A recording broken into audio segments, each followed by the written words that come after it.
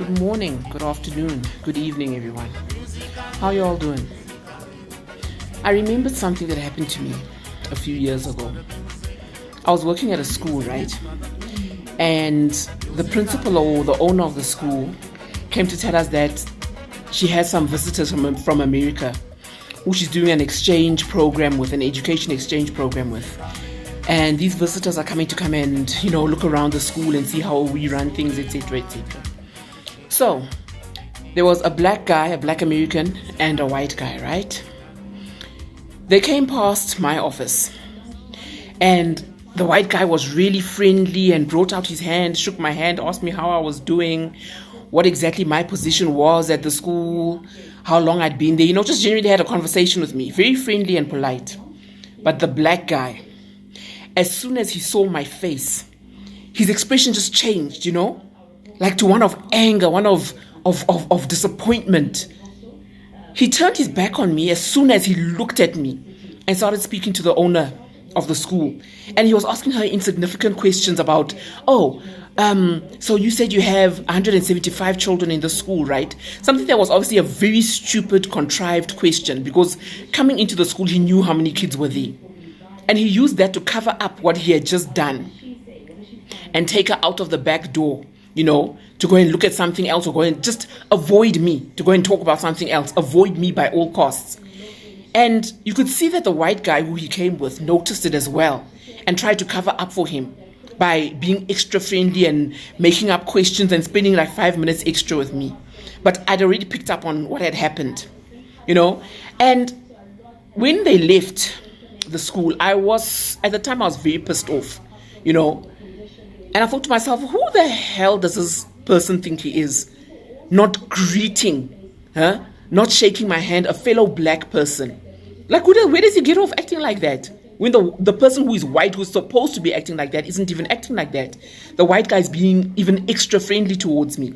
And the thing really pissed me off. I was like, this thing that my father taught me when I was young about some people are just house niggers, that is so true. That man was such a Tom. I don't know what that was, whether I reminded him of his slave past, or I looked like his grandmother or his mother or something I didn't want to associate with being black, because we were the only two black people in the building at the time. The only two. The rest, everybody else who surrounded us was white.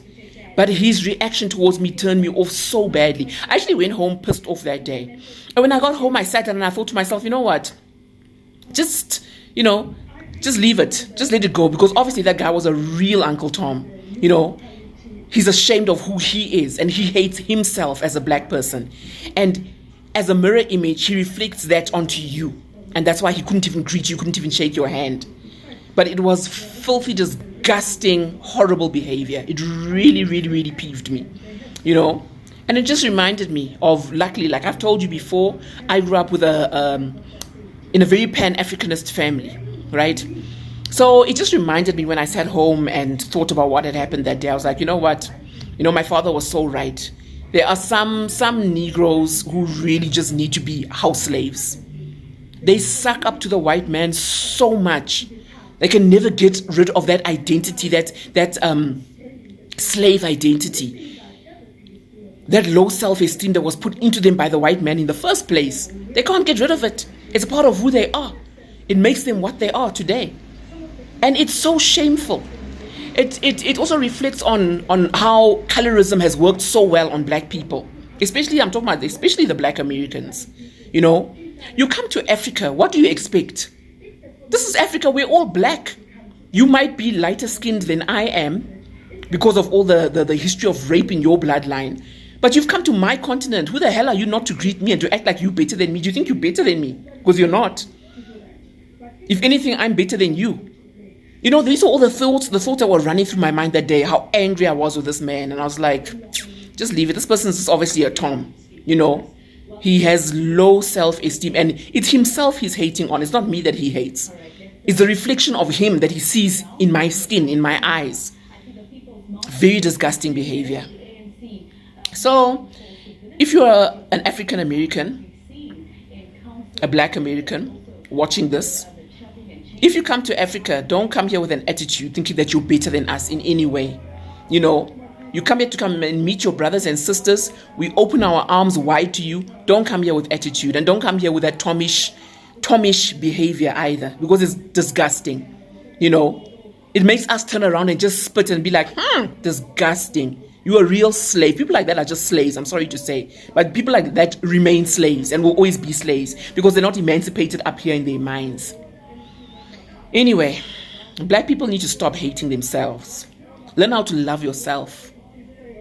Black Americans especially. Black people from the diaspora especially, who have not had experiences of the motherland of Africa and what Africans are, what we represent, what we look like, how we come across. If you've never really ever been here and you've only learned one or two things about Africa and Africans, remember that you come from us. We are your home. We are your ancestors. You've come to our continent, which is also your continent, good and fine, but you didn't grow up here. So come here with an open mind and an open heart and ready to learn. Not with attitude thinking that you're better than us. And stop hating on yourselves. Just like with colorism, how you want to look like your master. You want to bleach your skin and relax your hair and look white as much as possible just to fit into the white man society. This is Africa. Don't come here with your attitude. You should do anything within your power to get back to the original bloodlines, what you should be doing. Anyway, yeah, so haters will hate. You know what I mean? That's just how it is sometimes. But yeah, it's a very big disappointment. Very, very big disappointment when black people hate on themselves. We need to grow up, folks. We need to educate ourselves. Educate yourself about what Africa is, about who your people, your original people were. And come here with an open mindset to learn, because you need to learn from us, not us from you, when it comes to your history and who you are as a black person. So please, folks, going forward, do better, do better. Good and fine, that was just one individual who acted like a real fool. But a warning can be taken from that experience to all other Africans, African Americans, people in the diaspora who want to come home and claim to be African, claim their African heritage. If you're going to do it right.